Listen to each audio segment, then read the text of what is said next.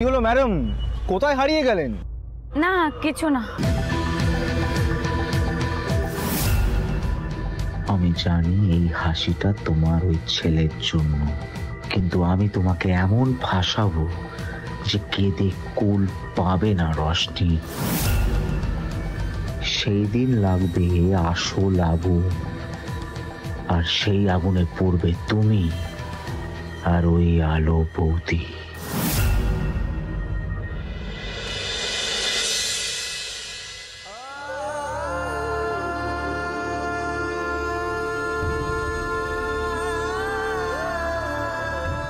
পিকু, কি গো? এই দেখো তরকারিটা তো ধরে গেছে। কি হয়েছে তোমার, এত অন্যমনস্ক কেন? হ্যাঁ, সকাল থেকে ঠিক করে কথা বলছো না, তোমার কি শরীর খারাপ? না। তাহলে কি হয়েছে পিকু? থাক না বলতে, সব কথা শুনেই বা কি হবে। আসল কথাটা হলো আমি রোশনির যোগ্য নই। এই বাস্তবটা তো তুমি বদলাতে পারবে না। ও আবার কি কথা পিকু? কে বলেছে তুমি রশনির যোগ্য নও? সবাই বলেছে বৌদি, তুমিও বলেছো। ছেলেরা বিয়ে করার আগে নিজের পায়ে দাঁড়াতে চায়। পিকুর বয়সটা এখন অল্প, ও নিজের পায়ে দাঁড়াতে একটু সময় লাগবে। ও এই ব্যাপার। পিকু, তোমার কি মনে হচ্ছে আমি তোমার বিরুদ্ধে কথা বলেছি? একটা কথা বলো, তুমি কি এখন রোজগার করো না? তুমি এখন লেখাপড়া করছো। এখন তুমি যদি রোশনিকে মন্দিরে নিয়ে গিয়ে বিয়ে করো, সেটা কি তোমাদের দুজনের জন্য ঠিক হবে? তোমাদের ভবিষ্যতের জন্য ঠিক হবে?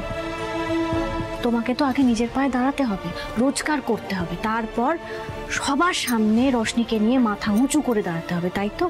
তার জন্য তো একটু সময় লাগবে। আমি সরি বৌদি, তুমি আমার উপর রাগ করো না। আমি তোমায় ভুল বুঝতে চাইনি, কিন্তু কি করবো বলো, আমারও তো মনটা ভালো নেই, অস্থির লাগছে। রোশনি আর রিয়াংশ একসাথে ঘুরতে বেরিয়েছে, আজকে সারাদিন ওরা একসাথে ঘুরবে।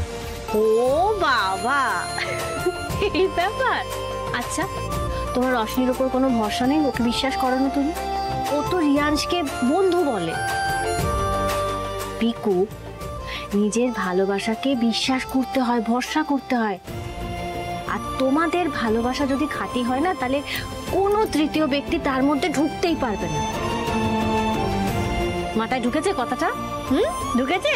এবার হাসো।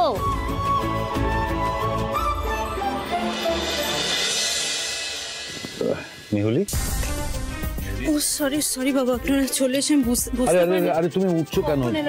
না না, তুমি রেস্ট নাও। তোমার এখন শরীর কেমন আছে? বেটার আছি অনেকটা বাবা, এখন ঠিক আছে। কি হয়েছে বাবা, আপনাকে এত টেন্স দেখাচ্ছে কেন? না আসলে বাবা একটু ওই রশনি আর ইয়াংশের ব্যাপারটা নিয়ে টেন্সড।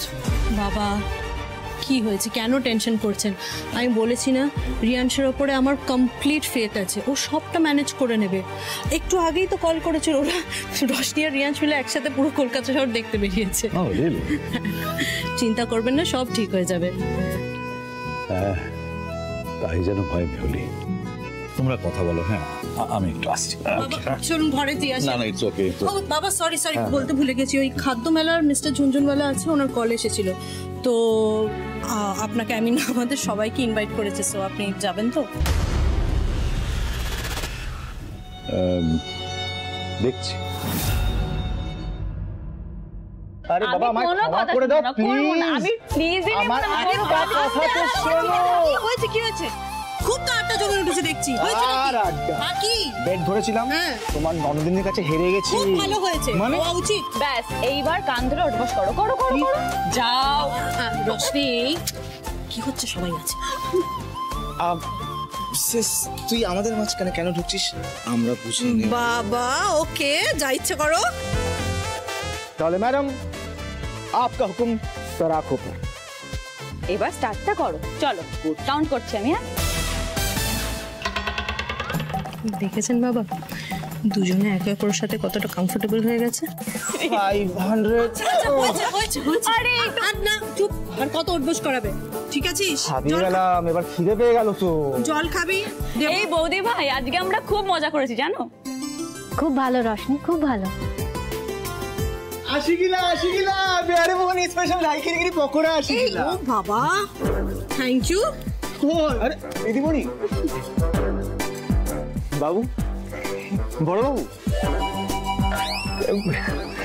বিহারে মোহন স্পেশাল পকোড়া কাজল দিদি শাশুড়ি মুখে শিখাইছো। কাজল দিদিটা ছেড়ে তোকে জানতে হবে না। এই ভালো হয়েছে পকোড়াটা। এই দাদা বাবু, ঠাই খিরি না খাইছু, গরম হচ্ছে।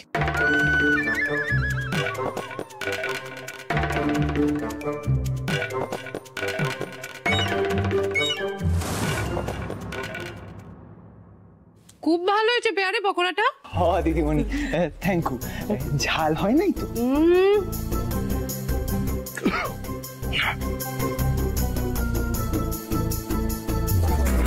দাদা বাবু, আপনি এমনি অস্থির কেন করেছিলেন? চুপ কর, মোড়ো লাগিছু। দাদা বাবু ঝাল সহ্য করিতে নারিছু। না না, এই তো কোথায় ঝাল লাগলো না।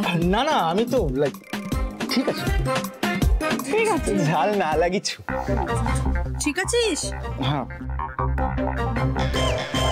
তুমি কি করেছো? বেশি কিছু না, এমন ঝাল দিয়েছি জ্বালা না কাল সকাল অব্দি কমবে।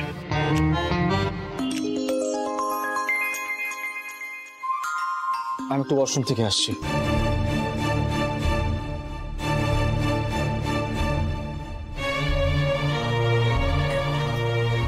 দেখলেন বাবা আমার ভাইয়ের কামাল।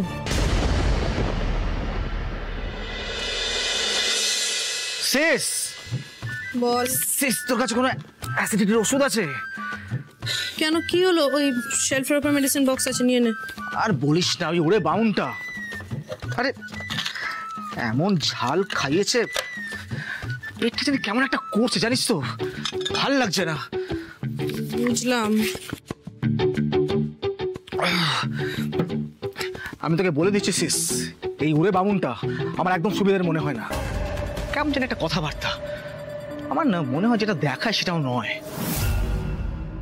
ও প্রবলেম নয় রিয়াংশ, ওকে আমরা পরেও ডিল করে নিতে পারবো। প্রবলেম হচ্ছে ওই আলো আর রশনি, ওরা যতদিন বাড়িতে থাকবে আমরা কিচ্ছু করতে পারবো না। একদম ঠিক কথাই বলেছিস, ওই রশনি একটু বেশি আলো বৌদির নেওয়াটা, আর সেটা কাল আমি বেশি শিওর হয়ে গেলাম। কেন, কাল আবার কি হলো? কাল রশনি ঘর ছেড়ে পালাচ্ছিল, আলো বৌদি গিয়ে আটকেছে। কি বলছিস তুই? তুই কি করে জানতে পারলি? লাক বাই চান্স, আমি গার্ডেনে গেছিলাম একটু, হঠাৎ করে পায়ের আওয়াজ পাই। পালিয়ে যাচ্ছিস রশনি? পালিয়ে গেলে কি সব সমস্যার সমাধান হবে রশনি?